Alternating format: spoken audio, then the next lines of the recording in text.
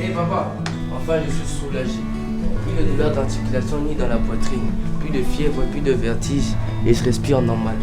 C'est quoi ton secret? Oh mon fils, j'ai beaucoup souffert à cause de ton état de santé inconfortable dû à cette maladie appelée anémie SS. Grâce au centre de recherche scientifique hospitalier Nieka et de son produit BET, ton état de santé s'est amélioré et ton tout dernier examen de l'électrophorèse montrait AA au lieu de SS. BET SS, c'est un produit rénovateur des cellules sanguines falciformes et très efficace dans le traitement de l'anémie SS. J'ai une santé de fer.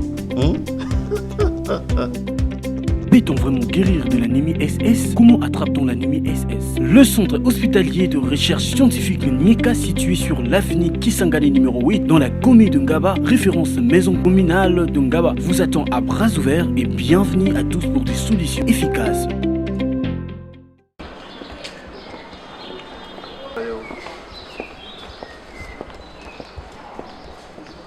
Je crois que besoin d'habits partout vraiment dans le monde.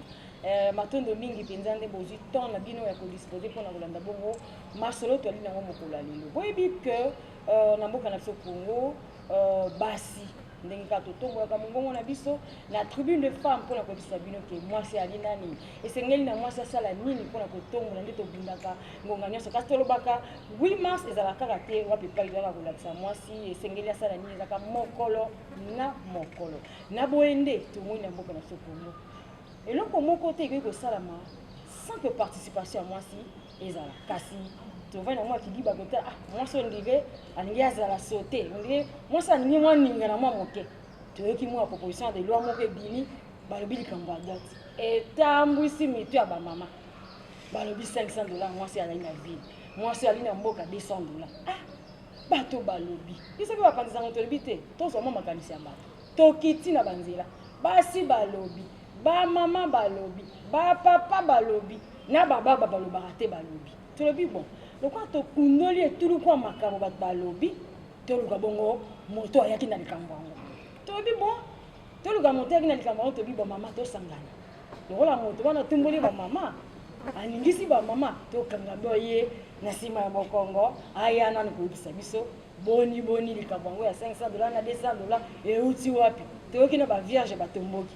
Na bango desa et ali boni likambo boni na boni te lobi bon moi si ndé to lobaka thème na so mokola lelo la femme dans la société moi si na kati ya mokili moi si na kati ya mboka na biso moi si rôle na ezali nini moi si sengela azala lolenge nini po babenga ye moi si po balobi ya na baso ba mi boisa ko mi bengisa mabasi kasi na boni to zipe mama oyo azali na motuya o abundaka butu mo pona ko tombola bongo moi si pe misala nyonso moi si asalaka neto sangisi bango mibali oyo mama mami Freebox ya atombolaka ba mama papa pe yena likambo oyo lobi mwasi esengela teka mate esengela baba leka na 500 soki ali na ville 200 soki ali na mboka lokola mboka eziki bango mibali bazala wana botinti ba question ebele quand to check na ba réseau to lobi botinda mituna en tout cas mituna ya plus de 1000 kasi on te lobi mituna na bino to ko bisango awa bango moko bayebisa biso pe mama mi pe mituna epe yake ebele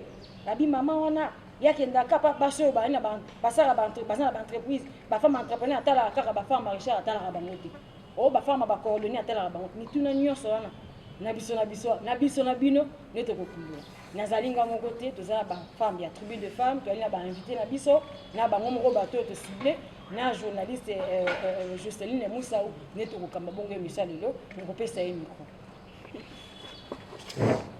Zila yango uta mokolo lobi to que tolala kité. Merci beaucoup à Rachula Caramel. Quand on parle de Rachula Caramel, tout le monde a raison moi si ya makasi moi sur la raté wani mbakate poete ya solo ala kisa bokasi ya mwasi. Tozana ba invité na tout ko pesa matin de mingi na ba invité au basepeli ko ya awa na basi ba ya solo batandisa ngo baye. Ndeka ka Rachula Caramel ote ko bato kiteki na baba les suko wapi il fallait que toyoka basi balobi honorable Daniel Mbau aye ko panza basi. Kasi na ngabo ya yaza ko bakay ko panza basi te solo ko pesa vraiment mutu ya na basi mais ba mama batomboki balobi ete ezali mpasi mpe mingi comment lolenge kani oyo akolisi mwana abokoli honorable ya kobimisa likambo ya 500 $. Est-ce que yango vraiment ezali vrai problème ya mariage na Congo? Yango nde ezali vraiment vrai problème na société na Congo tokoyeba te. Mama mi mpe na ngambo wana abaki akotika te lokola mwasi pembeni ya honorable Daniel Mbabu esiko wapi alobaki lelo bakomeka koéclaircir problème yango ezali nini na monoko na ye moko bomiyokela elongo na bapanzisa yango bokozwa mituna mpe bayeba tindaki mituna na bango tozali wana mpona kopesa bino biyano ya solo yango wana tokoleka mbala moko na lombango tokoumela te sozi bino mongonga mingi kopesa mbote na bainvité na biso. Bonjour mama mi, bonjour papa, bonjour honorable. Bonjour maman. Honorable tokomona déjà ouais, en tout cas c'est décisif abi lelo aye loko elombe mobali ya solo mituna nyonso bokotuna bokozwa biyano na bino bamikro na biso ezali déjà wana bamikro na bino ezali déjà wana na mesa tokosenga na honorable soko moki mpe kopesa na mbote na baye bakolanda yo omeka mpe kofonga na mo elongi tokomona en tout cas on dirait qu'on se sentir en danger yo komona te décision vandeli asi se sentir entouré de femmes comme ça qu'on se sentir en danger. Même pas. Non, on a...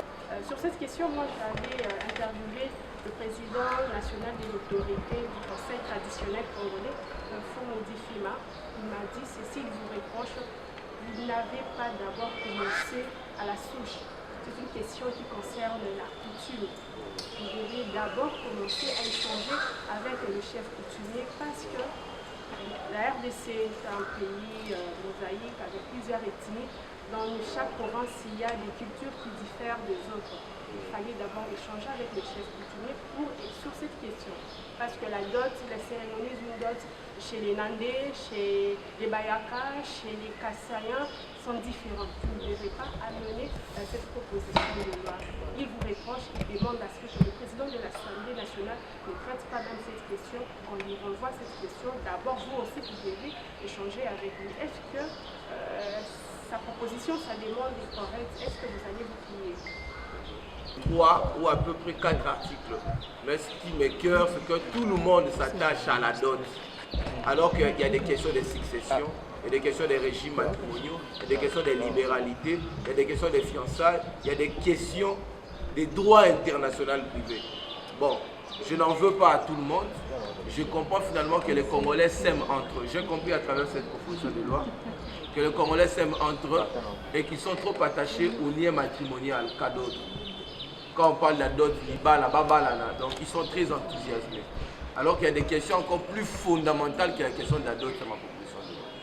Bon, pour répondre rapidement à Fumudi Fima, je voudrais dire à Fumudi Fima qu'il n'a qu'à se référer à nos textes juridiques. Il y a la Constitution et le règlement intérieur de l'Assemblée nationale. Nulle part il est indiqué dans nos textes qu'un député national, lorsqu'il a une initiative parlementaire, il doit préalablement passer devant un chef coutumier. C'est inconstitutionnel. Ça n'existe pas. Le texte a été dûment déposé à l'Assemblée nationale. Il y a une procédure qui doit être suivie. La première des procédures, c'est qu'il y a un bureau d'études qui va examiner ces textes et va donner ses observations sur le plan technique. Et le bureau d'études peut recourir éventuellement aux techniciens. Et puis finalement, le texte va être envoyé en plénière en débat général. Et les députés vont débattre, parmi lesquels il y a aussi des chefs coutumiers. Il y a des députés chefs coutumiers. Et même quand les textes plus tard montrera au Sénat, il y a des chefs coutumiers qui sont cooptés au Sénat. Donc s'il veut débattre sur des questions de la famille, il n'a qu'à attendre la prochaine législature, qu'il aille en compétition, il va devenir parlementaire et il va faire des propositions, peut-être des modifications. Mais après cette étape, je suis rapporteur de la commission PAJ, donc la commission technique, la plus grande de l'Assemblée nationale, qui corrige, qui élabore et qui assainit les lois. Notre commission va faire un travail. Je crois que la commission va s'ouvrir à d'autres experts, professeurs d'université, ainsi de suite. Mais d'ores déjà, je signale que cette proposition de loi s'arc-boute sous des riches travaux et abondants, si vous voulez bien, de la commission des réformes du droit congolais, mais en même temps sur les travaux préparatoires du Code de la famille de 87 et aussi bien de la modification de 2016. Donc ne regardez pas fondamentalement cette question de la dot. C'est vrai qu'il y a un foisonnement culturel au Congo et qu'il n'y a pas de coutume nationale et transversale au Congo. La coutume est locale. Mais cette question de coutume est déjà réglée depuis 87 parce qu'il y a des questions qui étaient du ressort de la coutume, qui ont été prises en charge par la loi. Même la question de la succession.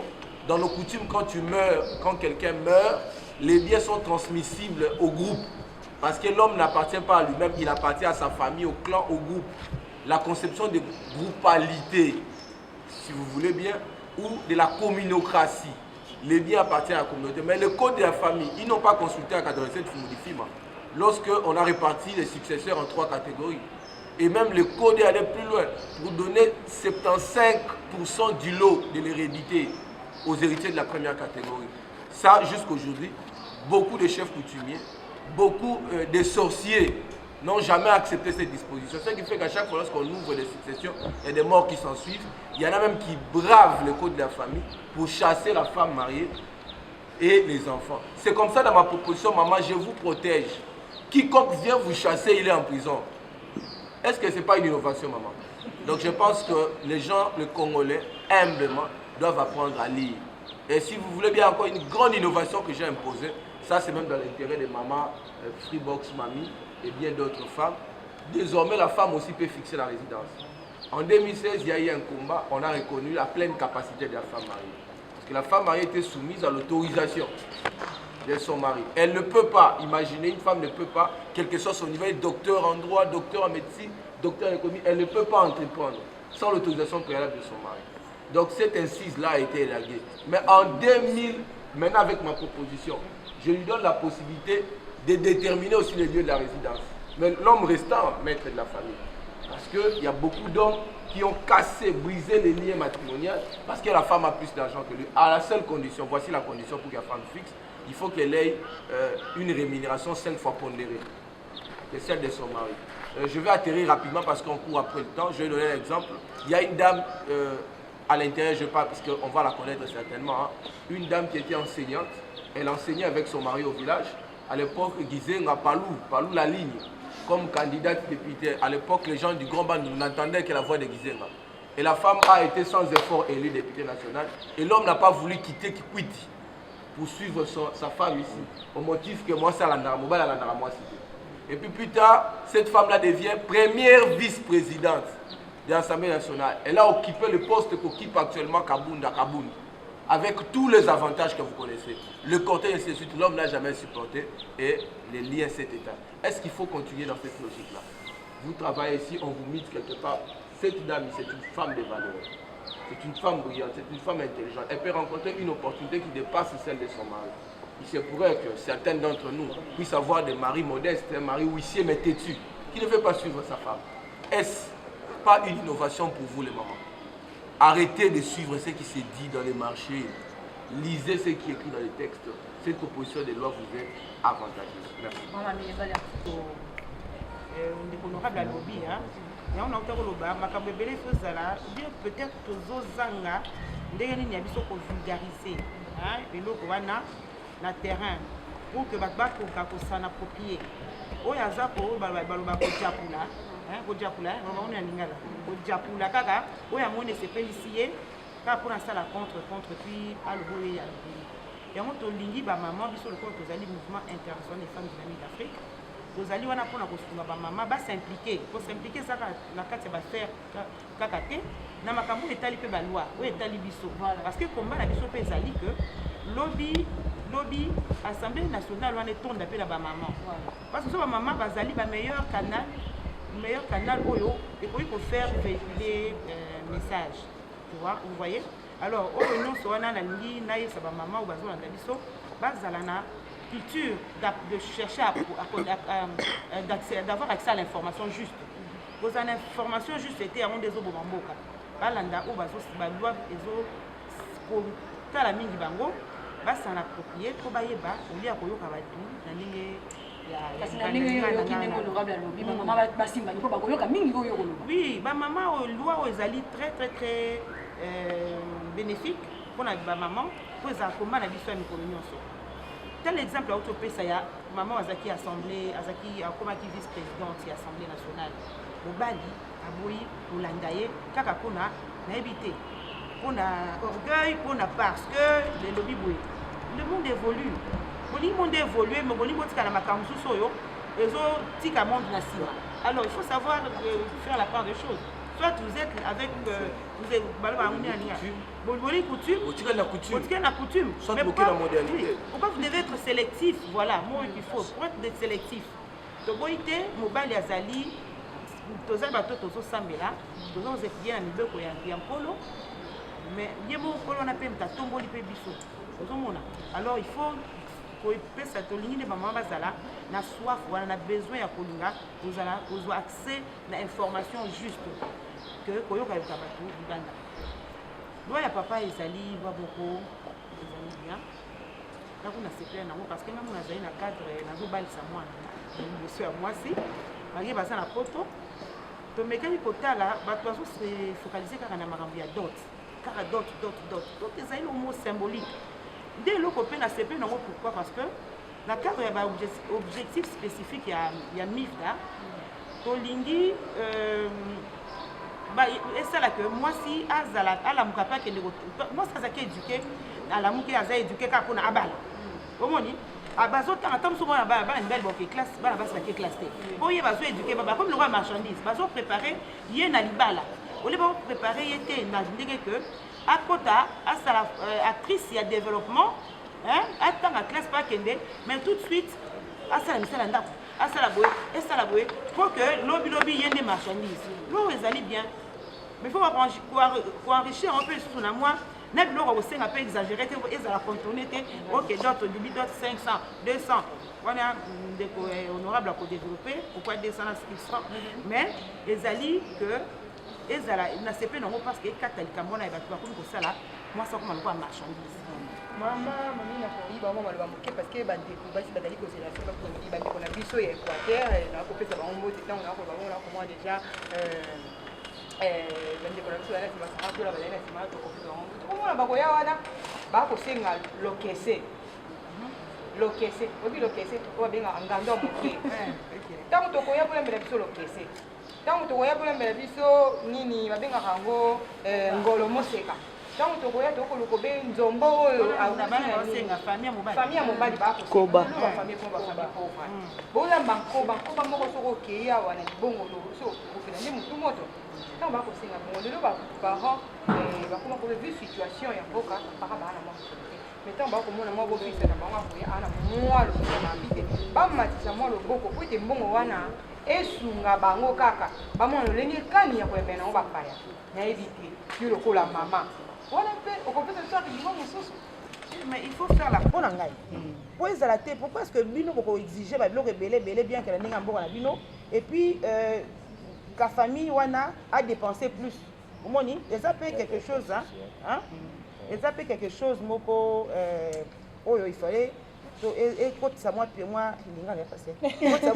moi pilipili donc voilà ce n'est pas c'est cause à la raison te au nouveau sengela ngo dot il faut ça symbolique banko bana pe lokwa bamba liaka ngo bakope koya ngo pe baye mitikeli pe en tout cas on le ko maman tombo ba ko tala yo maman mais ali fête non yo na lobby biso to lingi lobby mentalité na biso échanger ne soyons pas sélectifs. Nous devons déjà préparer tout ça à la base, n'est-ce pas? Au niveau comme ça, moi, non marchandise. Au niveau comme ça, moi, c'est marchandise. Ah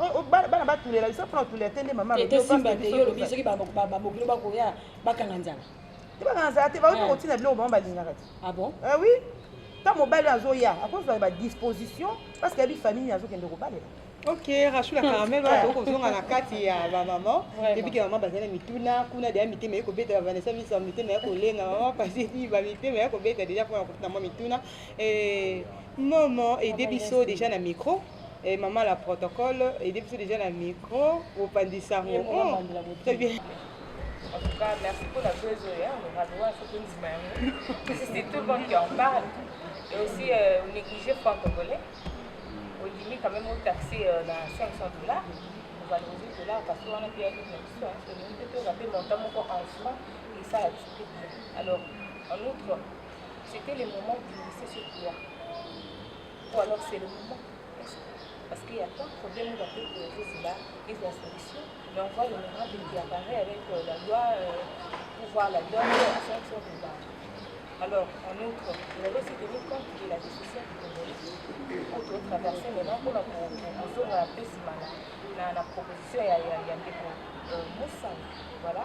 Et puis je vais dire quelle influence portera cette loi face à la culture congolaise.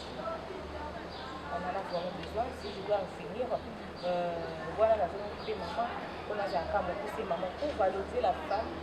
Cette loi, c'est pour valoriser la femme déjà, ou alors les affaires de besoin si la cima.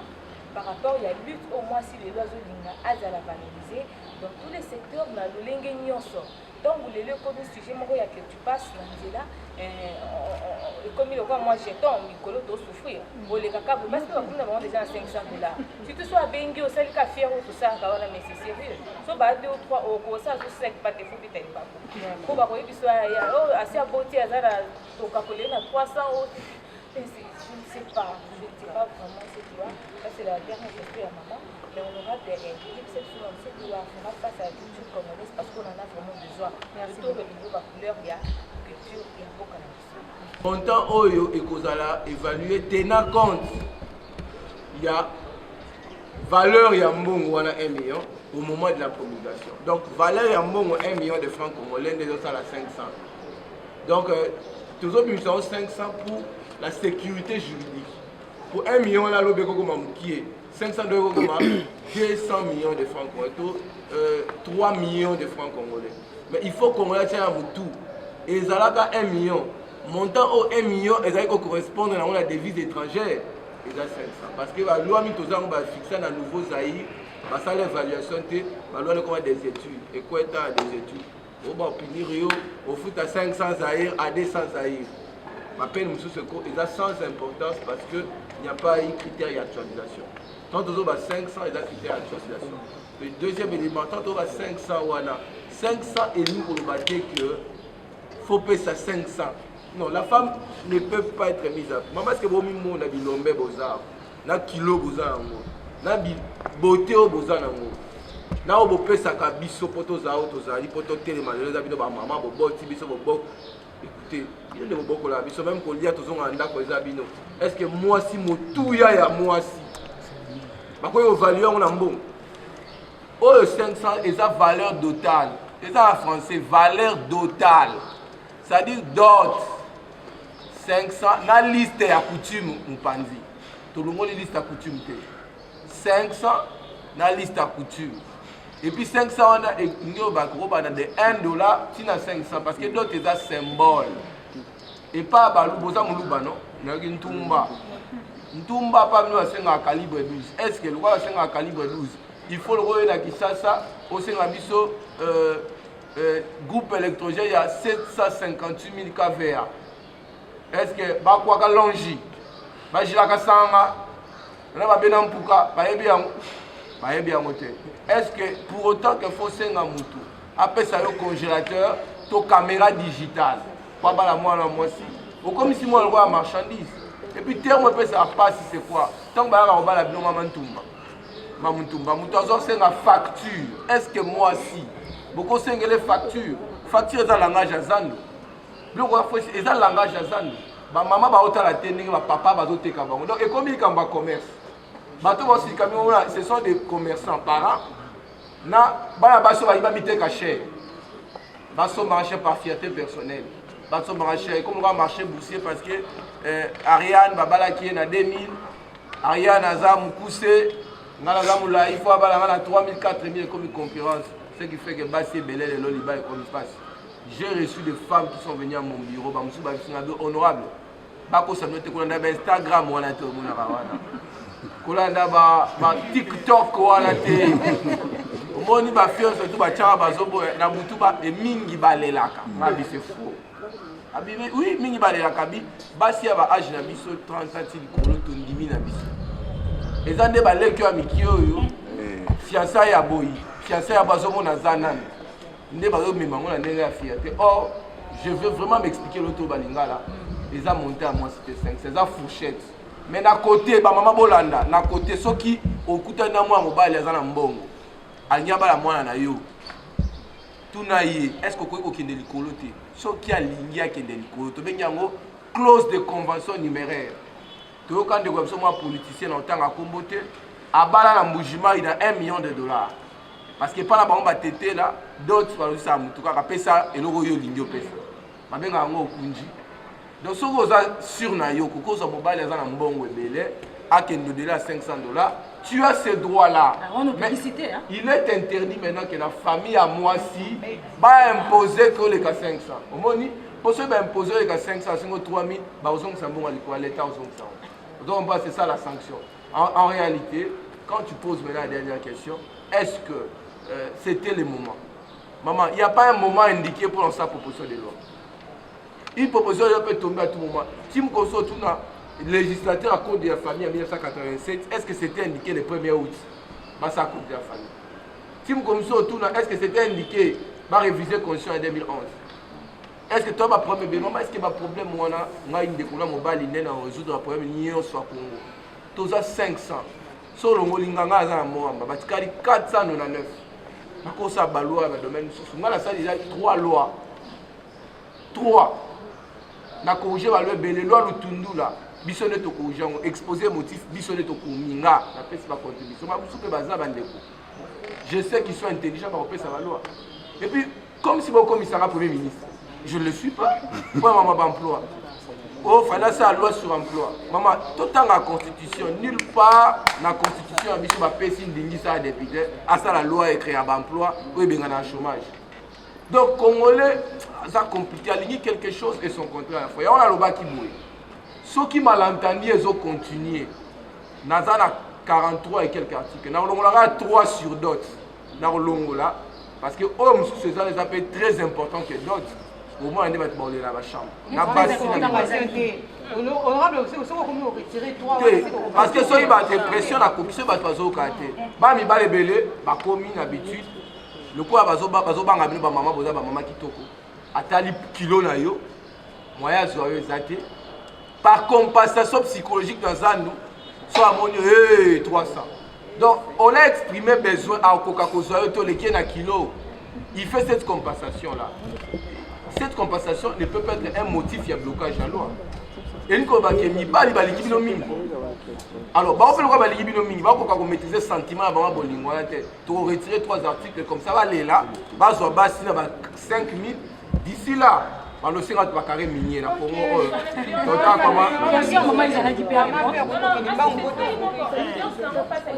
Face à la culture, proposition de l'eau et standardiser la coutume. Tout le monde liste d'autalité. Tout le monde liste d'autalité.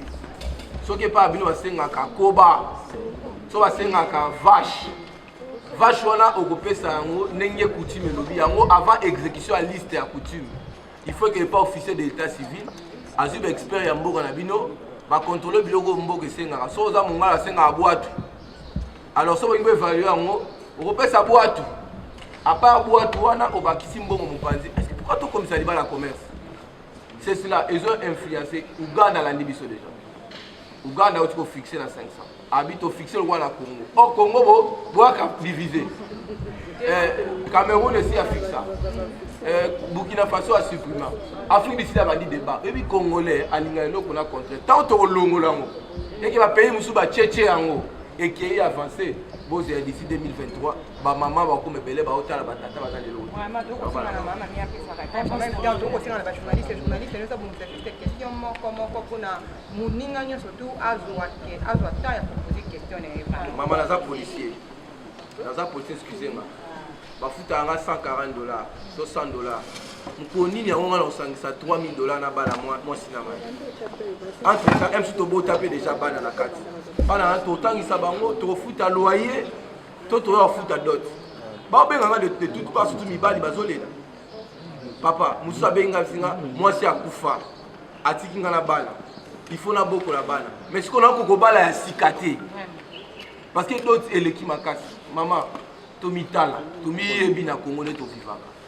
D'autres c'est asukate maman ozomona mpanzi nanga oyo oyo asala na famille na ye eleki d'autres au tata na yalia parce que ceux qui batangisa ka na classe pour na d'autres mais peut-être oyo asala kalelo alinga sala yango te na pesa ba te exemple maman Mabunda est-ce que papa et maman Janine Mabunda atinaka Jani Mabunda qui est de classe tina ba poto pour abala papa Moudiaï.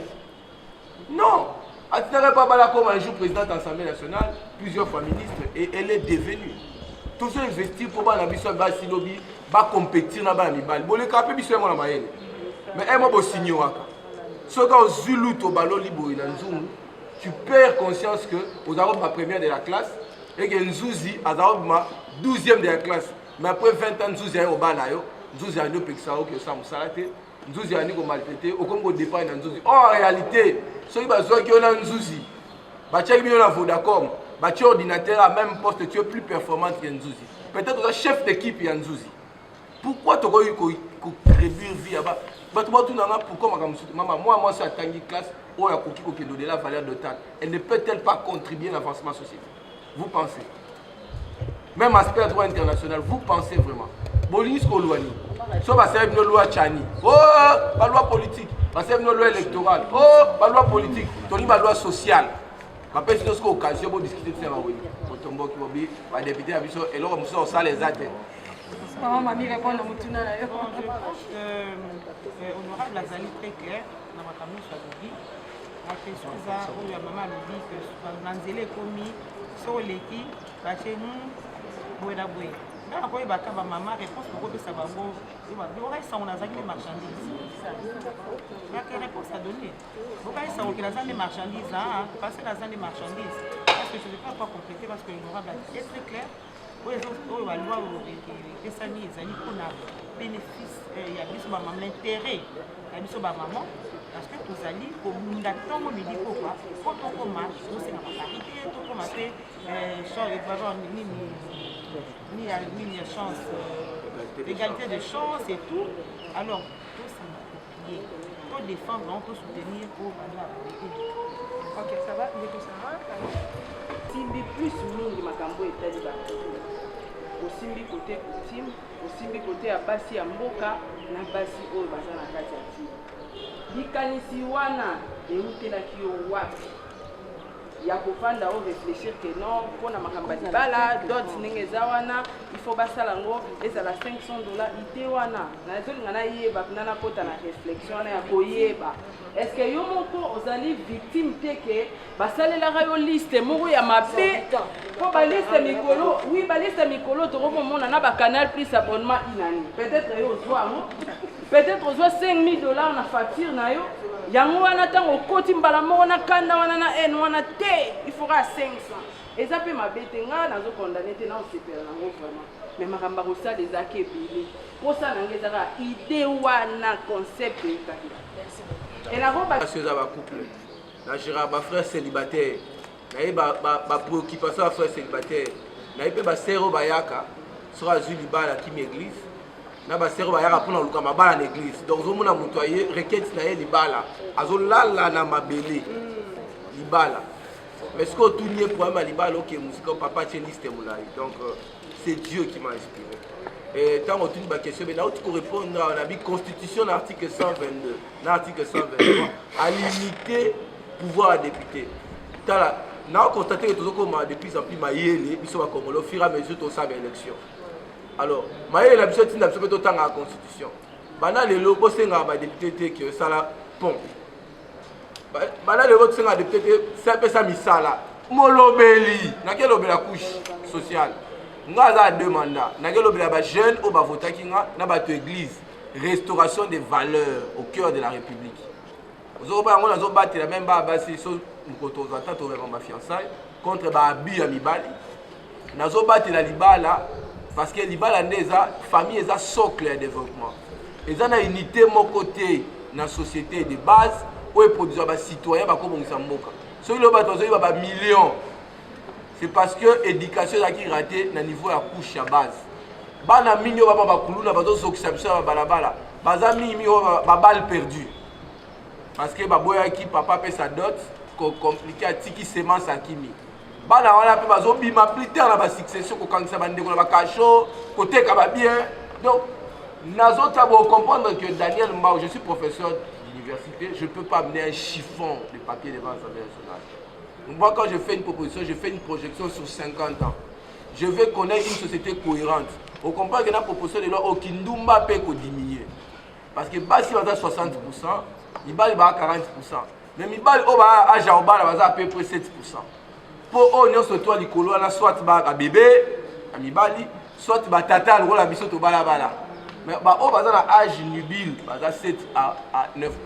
Mais ce que bazar compliqué na bazar en difficulté parce que aux autres tira bango ba dot il y a minene. Entre tabino bazar 60%. Ce qui fait que débordement de ça que ba toi vendre mine ba capella, ba toi vendre mine ba couloir kimbuta na ba nyangwe, mutu moko makangu misato. Donc or ceux qui va standardiser d'autres, ba bien en standardisation. Et répond à la question maman. Na kitu ba standardiser d'autres.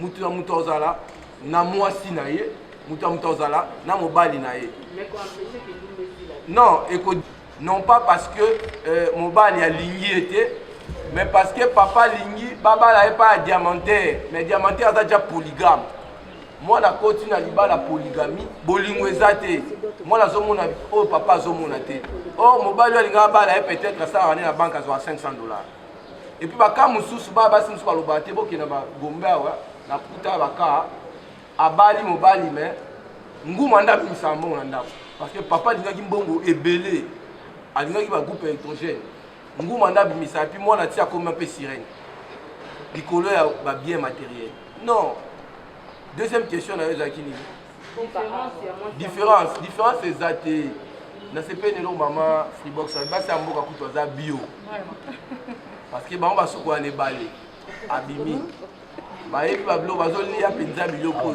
oyo mwasi asengeli alia différence eza kaka na niveau ya territorialité ici on ne vise pas la cité tout viser mwasi te tout viser valeur totale en fonction du contexte économique beaucoup sanga te ba mama ke mbongo etambola ndemo awa na gungu to awa masimanimba to mbongo etambola ndemo awa tina kati ya sima monedi tukuna et pas Babé Pouka. Non, ça dépend. Il y a des exceptions. Pesali, moi, si nous sommes dans un bon cadre, un bon bel école, comment ça qui ça. Moi, je cadre là-bas, si nous sommes fermière. À ça, faire même au bani. Critères, critères liés à officier de l'état civil ou à célébrer. Nakoloba a décidé d'abord la maman moko, ça dit que nous sommes célibataires, maman célibataire. Mais bah mité na mboka. Mais tu vois na ça qui ça. Le quoi toke mboka. To leki ba mboka pe na mbongo. Mais tu as officier d'état civil ya mboka parce que mbongo kuna ezate mboka 20 na kena mboka mutu azosenga mbongo akokoloba te tia mbongo kuna ngabe na pe makasi na vandi nazo ba papa ni abi okosunga ngai nzamba papa 10 minutes azo insister papa combien 12 000 francs 12 000 francs azo 10 minutes azo hésiter est-ce qu'on peut 12 000 francs parce que bato ndenge wana tia bon maximum ya $500 et ça ma belle ça moi cité maman.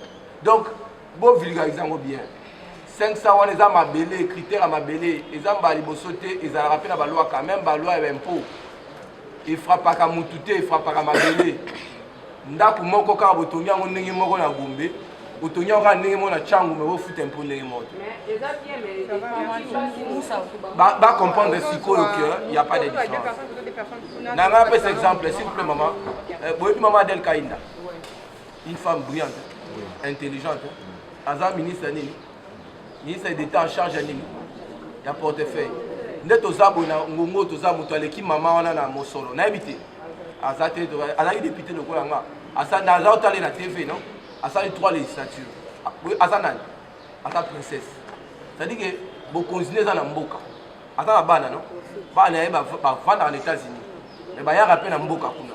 So bali mo na mboka kuna ba na défense. Mais ce qu'on va là qui ça on va là 500 et nous mettons moi na wana ya maman Adel Kainda aza moi si assez pour le gamin ça qui ça atuna ki si frappé Kabila na kati ba le ka 500 oui équilibré oui que papa honorable Azali et puis maman pas d'aller na Sonia Pembe peut si 10 basi 20 zabike ndi aza ko donc comme $500 na bala na nga basi na nga te bele ba chéri na nga nyoso parce que na pese exemple boyebi si de pasteur ça bala basi 9 parce que na carte église na a fixa montant aloba 100 000 francs ko bala mwasi ya kuna na carte église wana yango to mona ya na basi bele dans l'église tellement polygamie ezali au mona ba désordre mwasi pe ba ofanda esika moko est-ce que pité wana ça bien. Il y a 500 $, moi je trouve pour la CPND, on a TD2. Batubele batomitu na babisha deleta poza muluba yangonde a soulever moi na mito ya honorable pour essayer que basi baba la bango na moins cher donc il est touché tina chaque deleta na mama les amis par rapport à c'est-à-dire qu'on ligne au bali na lemba au gars au bali sous na limité mais alors moi j'allais baba dissoudre on a déjà interdit mais polygamie le cause va forme même sous cause de forme polygynique tout forme polyandrique. Il y a un décidé qui peut pénaliser. Peut-être au moins autant en entier. Babituna, Bomituna, ma réponse est à Katate. Et ça n'a pas ce moment des intellectuels, même dans les réseaux sociaux, ils ne lisent pas. Voilà la rumeur. Que ce que tu as polygamie 500, tout ça, on va la négliger pendant la polygamie et on pas pénaliser. Au compte de l'infraction, non, mais pas. Ils ont protégé ma maman, ils ont ça pour promouvoir. Promotion, il y a base. Chef de l'État Batou. Félix Antoine Tshisekedi dit. Apparemment, c'est comme si tu avais annoncé la séparation des pouvoirs. Le président a un pouvoir exécutif. Comment il y a un pouvoir exécutif? Après, il faut influencer mon pouvoir législatif à la loi pour Azamoulouba. Non, maman, bon, il y a extrême. Je n'ai pas cet exemple. Avec tout le respect qu'on doit à Moukondamboka. Moukondamboka, maman, la distinguée première dame qui est Inichi. Bashi, oui, bashi de bassin. Mais contexte au mokonzi d'Amboka, maman, tu as dit que Azaki n'a mokonzi d'Amboka. Mais ceux qui paient, ils ont qui excessif d'autres, je ne sais pas, peut-être ceux qui sont passés par exemple 50 vaches. Tout ça 50 vaches. Est-ce qu'elle n'a pas la distinguée première dame? Mais les lots ont distingué première dame pour Namboka, n'a pas la libota. Est-ce qu'il y a qui d'autre? Pourquoi tu repères à toute chance, tu ne pas comment le roi Bali le comme ministre? C'est beau quand c'est là, Félix Tshisekedi Antoine, son excellence, m'a bêté. Il y a Tigibiso, tout ça Moussana Biso. Ce qui bino moko, moi je suis libéral. Bon, moi je dis que pour l'Anda pays, nous soutient Zolanda Bino. On va, pourquoi lever à disposition, mais bon, on est là, Banda. On est là. Ceux qui n'habitent se référer à la tribu, ils ont déjà, bango pour la bango ils ont raté. Dès que tu vas au repères à 3 vaches. La maman oyo ye na likanisi ya d'autres $500.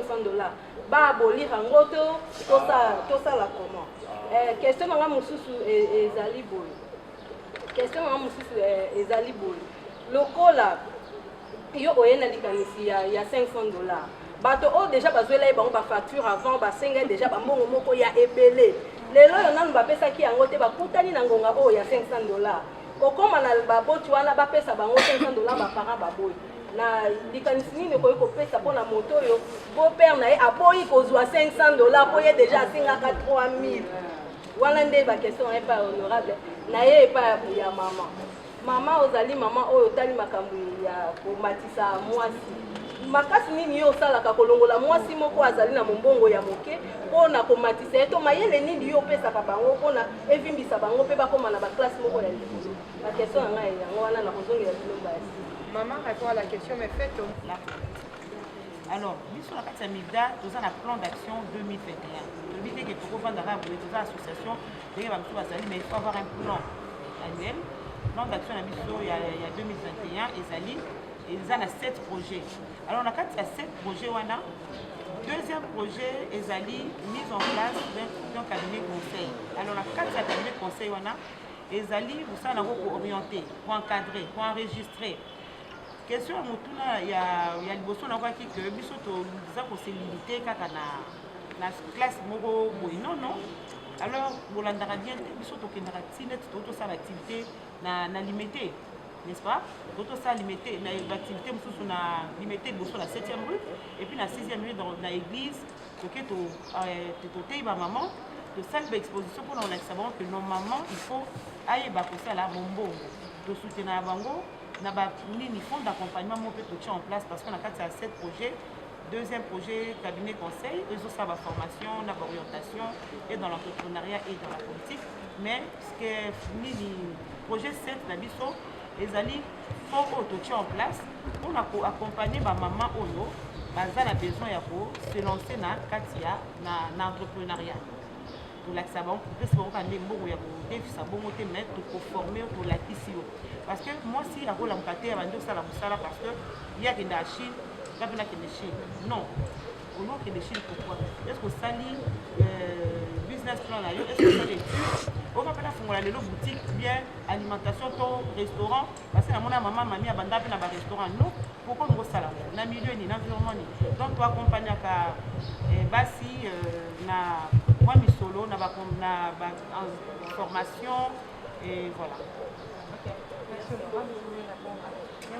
Non mais c'est une question très intelligente. Mais en fait, ils ont la sous question que maman botang n'a pas question à tout le monde, est-ce que bakuti mususo basenga mbongo te yo 500. Moi botanga ngai. Naza moi na bino. Ya mobali. Imaginez que moi, la mobile a contribué à l'avancement de la société. On a qui sont pour, qui sont contre. Parce que les économes sont bas si batangi était bas d'autres tomboka. Pour moi tout nous a tout ni et ça n'a qu'à. Oyo ba coutume oyo ba prévoir mbongo te basane. Maman article 361 360 depuis n'importe maman na mbula boni depuis 87 mbula moi c'est pas ça fait 34 ans. Ils ont déjà réglé. Le lobby boydot, ils ont constitué des éléments soit bien à couture et ou l'argent. Mais l'argent là est tout déterminé. Et une fois boydot c'est qu'on peut ça soit bien qu'à couture mais selon coutume, soit mbongo la pamba sili selon coutume, soit mbongo na bien. Parce que ce que la coutume oyo bah c'est un mbongo. Mais depuis 87 quelque chose a résolu, bah on peut ça mbongo. Comment on peut faire 500? Botanga ngai ba maman. Botanga ngai. Deuxième question est là.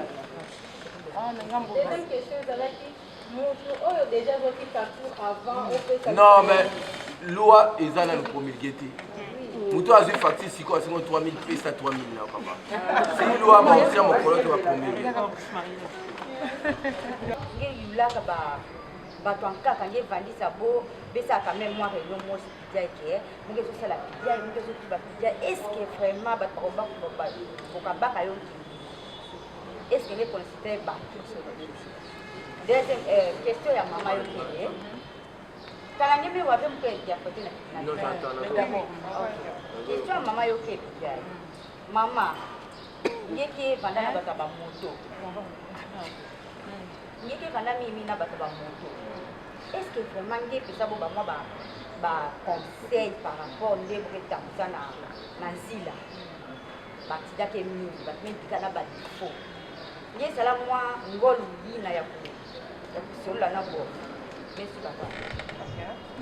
mais celui qui est spécialiste en droit civil. Parce que tu as un code civil ancien et ça là près de 100 ans. Au monde la salarié, comme condition de fond. La mariage commence à accoutumer, si ils sont autorisés, tous ont sa dot parce qu'il y a beaucoup de bisous. À 87. Donc, la consultation est partie. Maman batuni bamona kayo chaque jeudi osangana na bawewa mosoko pesa bango ba nani on satisaka bango pour tout le monde ba bien na zila. Et puis bango bazaka cible soki likambo ya mboka bazaka bango omona kaka wewa to bango kanzaki bazaka bato yi de pesa nzoka lelo MXC ya mwana mboka champion abenda tomonaka tala bango bawewe ebele na nsima Martin Fayulu tomoni mpe tala bango ebele na nsima en tout cas ezaka bawa yi de pesa. Voilà, nous avons fait ça, nous avons dit ASDEF, le droit congolais. Autre baki a oui, vous allez pour ça, on a fait un programme, un plan d'action 2021. On a 7 projets. Vous allez faire un projet 5. Il y a éducation à la citoyenneté. On a formation, sensibilisation, formation, recyclage et valorisation des chauffeurs taxi-moto, communément appelé WEWA. Alors, l'ICANISation est ici parce que tu constates qu'il y a l'histoire, il y a un mot qu'on a vu à sa PMD, femme dynamique, alors un problème civil, Manitech, on a un problème à sa maman, on a un problème à oui, dès le vacances, nous pouvons aussi contribuer à la sensibilisation de cette catégorie de personnes. On pensait qu'il va vraiment organisé. et bazaki na l'association de Tozali Koyokana. Au départ, nous avons approché ces différentes associations. Mais au fait, les alliés à l'association ya Congo. Alors, ils étaient au Lubano, ce mot ça, tout est à la terrain, de identifier bango, tout ça, la fiche d'enregistrement, de savoir ma qualification. Il y a une formation chaque jeudi dans la stade de Rome avec l'accompagnement de la CNPR, Commission nationale pour la prévention routière. Où les autres, ça va au code de la route, on a trouvé bien. Et puis CCM qui est accompagné sur la sensibilisation sur le changement de mentalité. Et puis, ce moment qu'on a dit, on a dit topé vraiment matière sur l'éducation financière parce que ça fait un entrepreneur. Mais les autres, les cabinets, et l'équipe très bien pour sensibiliser, sauf pour mon parce que commune, il y a Kitambo, ils ont commune pilote, pour voir comment ça allait répondre. Au début, c'était vraiment difficile. Parce que Koya est belé. Pour garder pendant 1 heure du temps, c'était vraiment compliqué. Mais quand même, il faut évoluer pendant 2 mois. On va s'apprécier les 12 hours. Bazali oyo batangi bazwi formation bien pour former baninga sur terrain. Et puis ce que vous remarquez, on a Kitambo. Ce que vous leki na parking, au monde que même leur façon de stationner, ba moto na bango il faut échanger. Ça station en créneau. Ce moment ni parking no ba chauffeur taxi moto. Ba tie ba ni na bango bien, wana bazali ba bazwi formation et ça sur la conduite, sur comment se comporter, parce que les alliés avons la volonté, les alliés avons bien la vie, c'était un danger. Et nous avons continué avec la commune de Kitambo, mais pour continuer à la vie. Parce que comme vous faites déjà, et mon maman Julie, ça va soigner.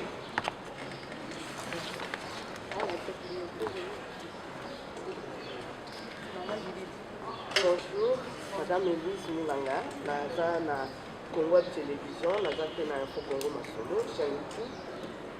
Honorable, il faut vraiment comprendre pour des niveaux intellectuels dopés à peuple congolais. Et ça peut-être un niveau où le peuple congolais est à Kotanga Kabartique Nyonso. Et c'est qu'il y a souffrir ou répondre à la question Nyonso. Pour être toi, journaliste, tu retournes à la question. Oui, comme on peut faire aucun, on a fait au Yalanda et pour te soutenir, tout à ceux qui a sur le pays qui te banner tout le mémoire la société. Vraiment, merci beaucoup. Eshima, votre magazine qui bat au rythme de l'actualité. Retrouvez la nouvelle édition. Exclusivité, Barnabé Mwakadi, les recordmen des chiffres. Jamais la forte mobilisation des recettes et les performances de la Direction générale des impôts n'ont défrayé la chronique comme c'est le cas maintenant.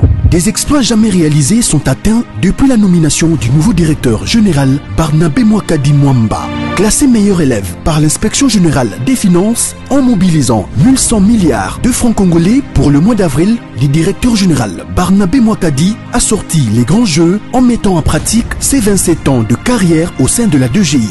Il connaît les secrets des chiffres. En 1 an, plusieurs avancées sont réalisées.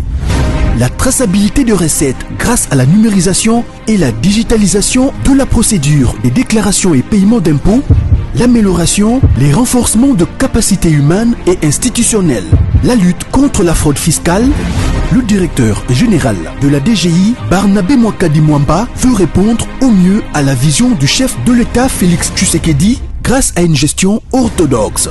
Focus, José Mpanda, blanc comme neige. Interpellé par l'Assemblée nationale, le ministre de la Recherche scientifique et innovation technologique a réussi à démontrer le réel problème de l'observatoire volcanique de Goma, mais également la nécessité pour l'exécutif et l'autorité budgétaire d'accorder à la recherche scientifique la place qu'elle mérite sur le plan budgétaire. Parité de Joseph Kasavubu à Félix Tshisekedi, les premières dames et les rôles prépondérants. Nation, Bukanga Lonzo, quelle suite après les refus de la levée d'immunité du Sénat? Enquête, l'Office congolais des contrôles se perd dans sa mission. Et Shima revient sur l'histoire des leaders africains assassinés, les forces et faiblesses de la RDC dans ses relations internationales. Culture, rituels et coutumes des Bashi. Retrouvez l'intégralité du magazine Eshima dans les kiosques. Eshima Magazine, un nouveau standard d'information.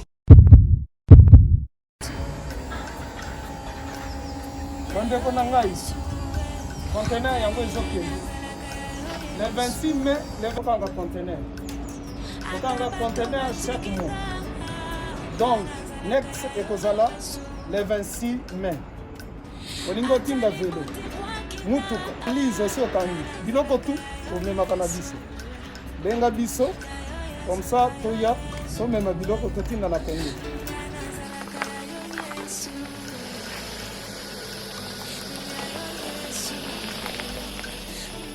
Bandeko kari yango oyo touti kozongo ezokende Kinshasa.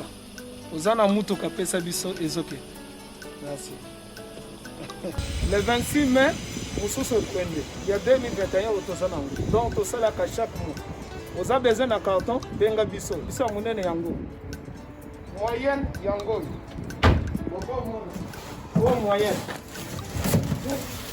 Yango oyo. Na carton na biso ya moke. Oza na 3 dimensions.